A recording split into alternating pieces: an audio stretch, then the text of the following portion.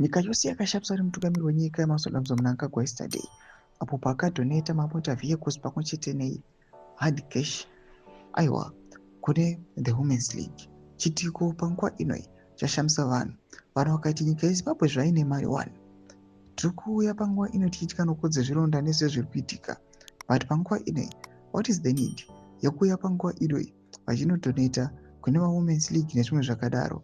Sarambe namashoko amudanyoko panguva inoi ndobva subscribe or like on the bell icon. Chipita paindo X kudanya kwa mchenzi His Excellency Idi Mnangagwa donates vehicles and cash to members of the party as follows: 6 Land Cruisers to top Women's League executive, 10 Toyota double cab to other National Assembly members who had not benefited, and 5 single cabs to members of Young Women for ED. The cash was donated towards various empowerment projects in provinces across the country.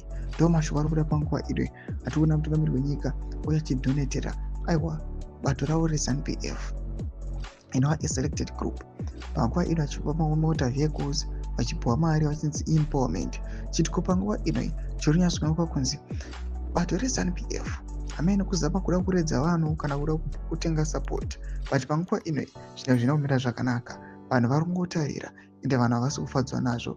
Noda kuti communities, people they are hungry, people they are angry, vanhu havasi kugutsikana nezvitiko zviri kuitika izvi.